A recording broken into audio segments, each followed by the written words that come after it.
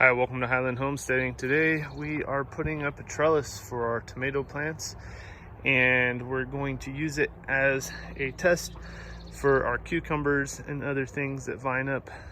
So first step is to lay out a 16-foot long area that you can put the trellis on and find your two endpoints. So here we have a bed that we're not using yet, and the tape measure is laid out at 16 feet, and what we want to do is put some space without the trellis on each end of the bed. So we're putting the 16-foot cattle panel right in the middle of it.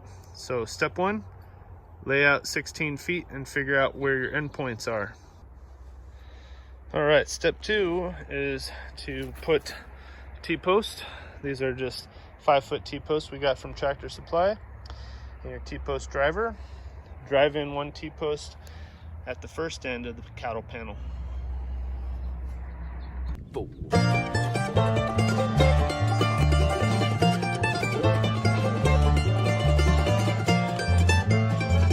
Wanna be a bad guy in silent film, lit up by candles in space between the shadows. I wouldn't have to say nothing or sound mean, I just wouldn't smile. All right, so once you get that first T-post in, at the beginning of the tape measure,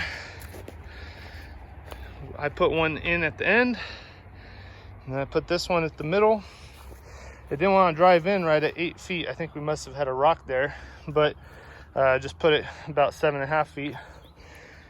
And now it's time to hang the cattle panel up here for our trellis. All right, so a quick tip is when you get the cattle panels at Tractor Supply, one of the gentlemen that worked there gave me this piece of fencing wire to actually, we kind of made a circle with the two cattle panels we bought and just wired them together at the end so that they're kind of a circle.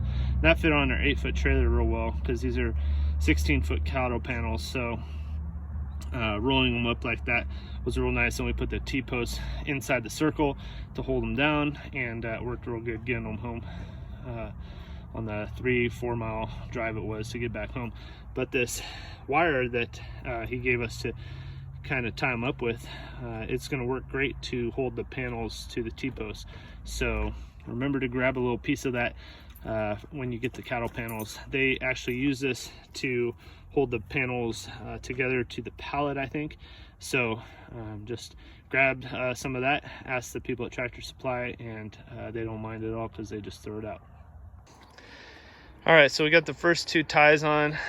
Just twist that fence ties together, and so we got one on the top of this side. We're gonna have to put one at the bottom, and then we're gonna have to put two on the middle still.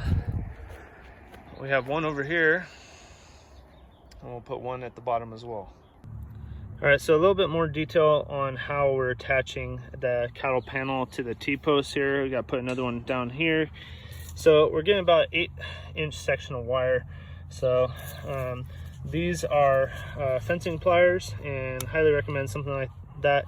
These are very inexpensive ones, but they can cut, and then you can grab on to the wire and twist it real well. So I'll show you how that's done here in just a second.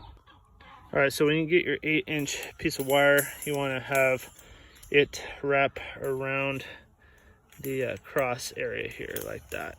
So you have it above and below, and it wraps around one of those center pieces.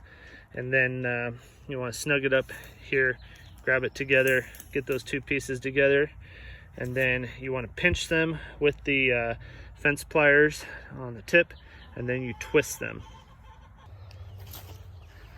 All right, so once you get a loose twist on here like this, then you can grab it in here more and twist it and bring it in tight.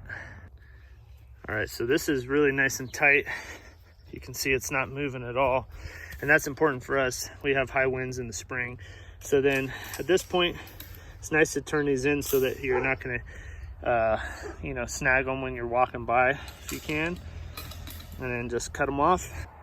All right, so there we go. There is our tomato trellis for 2021. So we can't wait to show you the updates of how our tomatoes grow on it, and it should be able to support a whole lot of weight, because I was just pushing on it with my body weight, and it's pretty sturdy. So hopefully with all the wind and the weight of the tomatoes, we'll be good to go.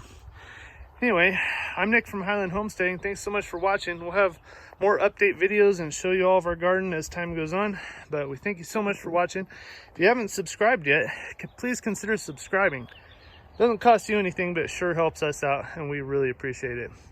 Well, we'll have more videos for you real soon. Thanks for watching.